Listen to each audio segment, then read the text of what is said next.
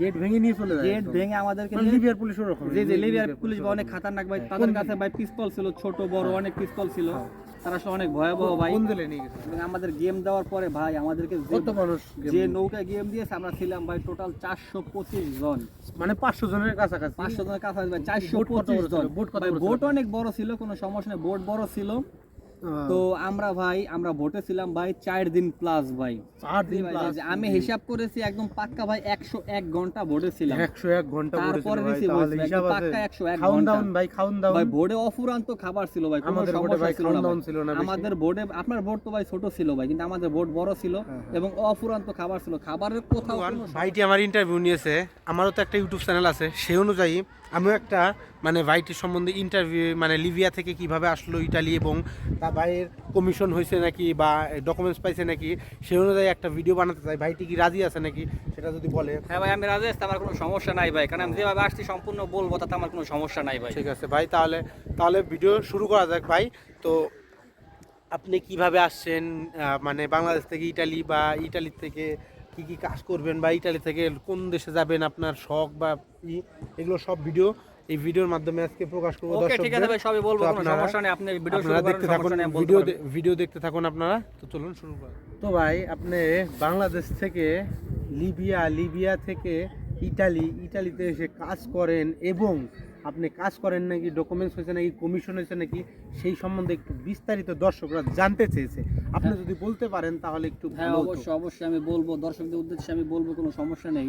সেটা হচ্ছে আমি সর্বপ্রথম বাংলাদেশ থেকে বিমানে উঠে আমি সর্বপ্রথম গেছি হায়দ্রাবাদে গেছি, ওখানে আমি 1 থেকে 1.5 ঘন্টা ছিলাম। তারপর ওখান থেকে আমার ফ্লাইট হয়েছে দুবাইয়ের উদ্দেশ্যে, দুবাই আসছি আমি শারজা এয়ারপোর্টে, শারজা এয়ারপোর্টে আসার পর আমি দুবাইতে 2 দিন ছিলাম।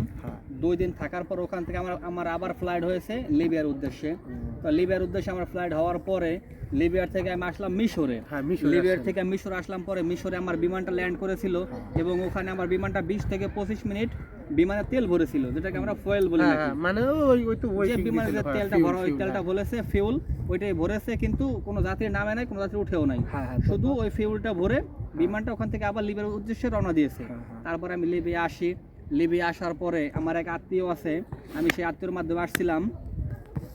সেই আত্মীয়র মাধ্যমে আসার পরে আমি সেই আত্মীয়র কাছে আমি ছিলাম।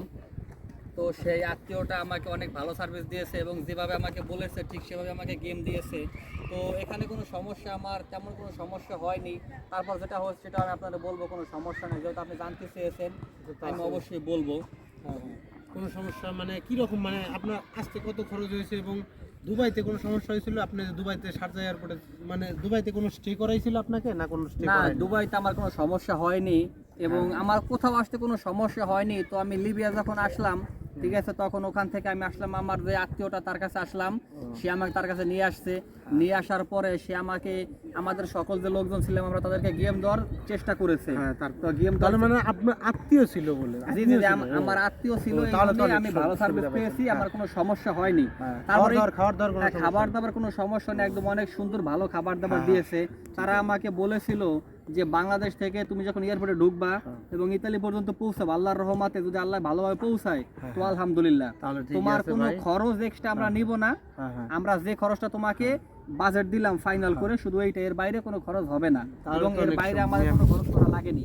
কিন্তু তারপরে আমার ছিল সেটা হচ্ছে গিয়ে আমাদের যখন প্রথম গেম দেওয়ার জন্য প্রস্তুতি করেছে, সকলকে আমাদের গেম দিবে, তখন আসলে আমাদের ওই ক্যাম্পে পুলিশ চলে আসে। ওই ক্যাম্পে পুলিশ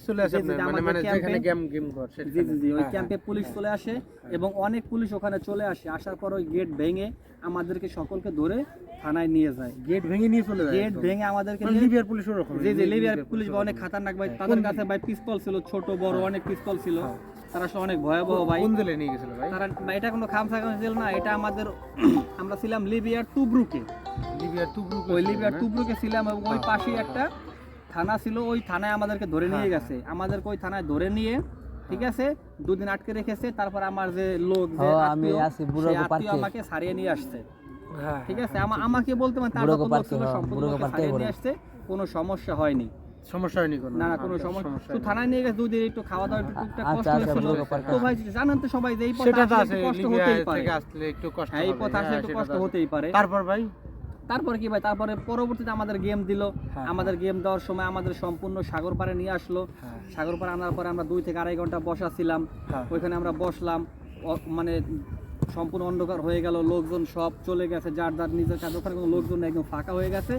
তখন আমাদেরকে গেম দিয়েছে এবং আমাদের গেম দেওয়ার পরে ভাই আমাদেরকে যে নৌকায় গেম দিয়েছে আমরা ছিলাম ভাই টোটাল 425 জন, মানে 500 জনের কাছাকাছি। 500 জনের কাছাকাছি ভাই, 425 জন। বোট অনেক বড় ছিল, কোনো সমস্যা নেই, বোট বড় ছিল। তো আমরা ভোটে ছিলাম ভাই 4 দিন প্লাস ভাই, 4 দিন প্লাস জি ভাই। আমরা তো মাত্র 3 দিন ছিলাম, মানে আপনারা 4 দিন প্লাস। আমি হিসাব করেছি একদম পাক্কা ভাই 101 ঘন্টা ভোটে ছিলাম। 101 ঘন্টা ভোটে তারপরে ছিলাম রিসিভ হয়েছে হিসাব আছে। পাক্কা 101 খাওন ঘন্টা দাওন ভাই, খাওন দাওন ভাই। ভোটে অফুরান্ত খাবার ছিল ভাই, কোনো আমাদের ভোটে সমস্যা ভাই ছিল খাওন না দাওন ছিল না বেশি। আমাদের ভোটে, আপনার ভোট তো ভাই ছোট ছিল ভাই, কিন্তু আমাদের ভোট বড় ছিল এবং অফুরান্ত খাবার ছিল, খাবারের কোথাও কোনো সমস্যা হয়নি আমাদের। তাহলে আপনাদের মানে রিসিভ হয়েছেন কোথায়? মানে ভাই আমরা রিসিভ হয়েছি ভাই সিসিলিয়াতে, মানে আমরা ডাইরেক্ট সিসিলিয়া রিসিভ হয়েছে। রিসিভ হওয়ার পর ওখানে আমাদের রিসিভ ক্যাম্পে রাখা হয়েছে। রিসিভ ক্যাম্পটা অনেক ভালোই ছিল। ওখানে আমাদের 2 দিন রাখার পরে আমাদেরকে ওখান থেকে মনে করেন কি আপনার এই ক্যাম্পে ট্রান্সফার করেছে। এই তার ক্যাম্পে ট্রান্সফার করছে, মানে তারপরে ক্যাম্পে রাখছিল, তারপরে বাগেরহাটের ক্যাম্পে ট্রান্সফার সিসিলিয়ায় 2 দিন রাখছে, তারপরে ট্রান্সফার করে আমাদেরকে এই ক্যাম্পে নিয়ে আসছে। তো আমরা এখনো পর্যন্ত অনেক ভালোই আছি। ক্যাম্পের সুযোগ সুবিধা কি রকম? ভাই ক্যাম্পের সুযোগ সুবিধা, আমার ক্যাম্পের সুযোগ সুবিধা অনেক ভালো ভাই, থাকা খাওয়ার সুযোগ সুবিধা অনেক ভালো। এবং আমি একটা কাজ করতেছি ভাই, কাজটা আমি ভাই, আমার কন্ট্রাক্টটা ছোট ভাই, 6 মাসের কন্ট্রাক্ট মাত্র। আপনার কন্ট্রাক্ট হইছে, মানে কাজ করতেছেন, আমি কাজ সৌজন্য করতেছি, পর্যন্ত পাইছেন সবকিছু? আমি সৌজন্য পাইছি, মেডিকেল কার্ড পাইছি, সবই পেয়েছি। ব্যাংক কার্ড ট্যান কার্ড হইছে ভাই? ব্যাংক কার্ড আমি এখনো বানাতে পারিনি, তো ব্যাংক কার্ড আমি বানাবো খুবই শীঘ্রই। আমি রেসিডেন্টের জন্য কাগজ জমা দিয়েছি, তো রেসিডেন্টটা হলে ব্যাংক কার্ড বানাবো। আমার তো পাসপোর্ট নেই। ঠিক আছে, তাহলে আমার পাসপোর্ট ভাই লিবিয়া পুলিশে ধরছিল আমাকে, ওইখানে রাইখা দিয়েছে, এইজন্য আমার পাসপোর্ট নাই। ঠিক আছে ভাই, তাহলে আপনার সাথে মানে কি কাজ করেন, আপনার কমিশন হইছে তো নাকি? জি ভাই, আমি কমিশনও দিয়েছি ভাই। ভাইটি কমিশন দিয়েছে, কমিশন সম্বন্ধে একটা ভিডিও এক্সট্রা বানিয়ে দেব। এবং ভাই কি কমিশন কাজ করে ভাই, কমিশন সম্বন্ধে কিছু জানতে চান সেটা আরেকদিন জানেন ভাই, কারণ আজকে আমার একটু কাজ আছে, আমি একটু এক জায়গায় যাবো আর কি ভাই। ঠিক আছে, অসুবিধা নাই ভাই।